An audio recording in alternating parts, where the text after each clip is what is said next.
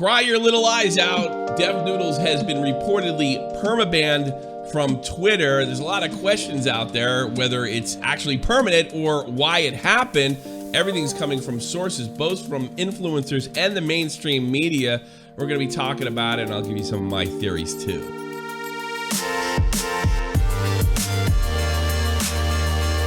Hey, what's happening, everybody? Tommy C here, Shot from the Point News. Haven't done this in a while. I basically haven't found a story that I found all that interesting, but this one is, and I think it's interesting. I think any story that you can kind of speculate on is the most interesting, and I'll be doing some of my theories and speculations on this. Then reportedly, Dev Noodles has been permanently banned from Twitter. Dev Noodles is none other than the very controversial drama YouTuber that is often accused, and in my personal opinion, if you watch Nick DiOrio's video, have been proven for somebody who is irresponsible and just sometimes makes stuff up. Kat Tembridge from Insider Magazine, she retweeted out, according to Twitter, Dev Noodles has been suspended for repeat rule breaking, not mass flagging. Dev Noodles, otherwise known as Dennis Fatosa, tweeted from that account that hasn't been suspended as of yet that he never got any kind of warnings from Twitter or anything like that. He never was told. It just kind of went down. And strangely enough, Kat Tembridge responded to this by saying Dev Noodles said in his most recent YT video that he didn't receive any emails from Twitter alerting him to the rule breaking. Twitter says those emails are automatic. Little strange sticking up for Twitter like that, huh? I guess it's better than clicking on a cold, dead FAQ link from Twitter.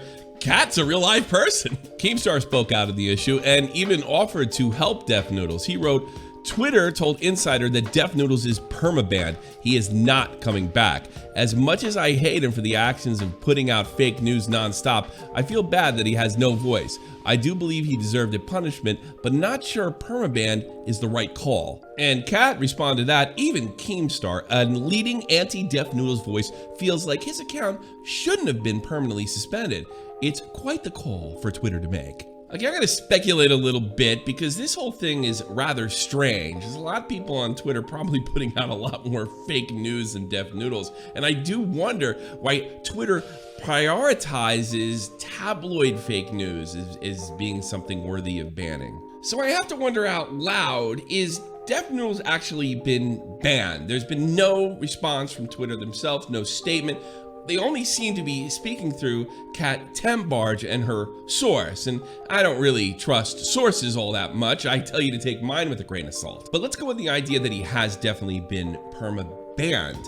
This is really unusual. He's literally been Monkey Jones off the platform, and by that I mean somebody upstairs decided to turn out the lights. I don't find it that unbelievable that Dev Noodles wasn't notified, and I find it really strange that Kat would sort of counter that particular argument from Dev Noodles. It just doesn't seem like her job. That seems like Twitter's job.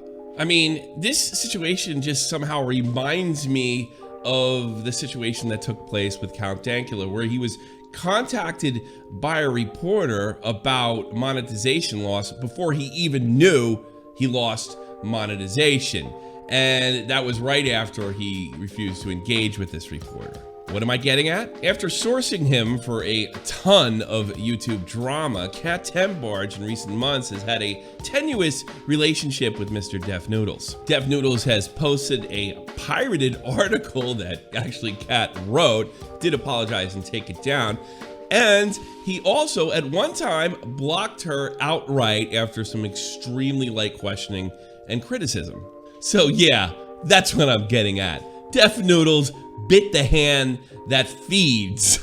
Now, Kat Tembridge has been on record, including to myself, that she could potentially get us out of bans and troubles and things of that nature. And I raised the question a couple weeks ago, if she can get you unbanned, can she get you banned? And I do have to wonder, being how petty the mainstream media can be and what they will do to get their way, is this possibly a little bit of a payback for biting that hand. Now, all the out of the blue bannings that I've come in contact with, except for the Leafy situation, which pretty much everybody saw coming. It was just too big and too out there. But the Count Dankula situation, which was definitely a conflict with the mainstream media, and it is said that it's possible that Elliot Rodgers' father had a contact with Twitter and took out Monkey Jones. No warnings, no emails, you're gone, and a vague, sometimes nonsensical, and sometimes absolutely no explanation for the social media giant in question. So I can't help, like YouTubers that have come before him, has Def Noodles a victim of stepping on the wrong toes? Now I know what you're saying, where's your evidence? And this is what you came for, and here it is. Here's the evidence. I have it. Do I have any evidence? No! I don't have anything! This is a story about Def Noodles. This is very simply my speculation if the ban happens to be permanent, which I'm like 60-40 on. I would not be a bit surprised during the week that Def Noodles' account just goes suddenly up and embarrasses Kat Tembridge, which of course will amuse me. But in fairness to Kat, and I'm sure she knows this, if she goes out and says Def Noodles was permaban and I was talking with Twitter, she's definitely going to take a reputation hit if suddenly he pops up back on the account. So I'm sure she's aware of that, and I'm leaning, like, again, 60-40 that he has been permanently banned.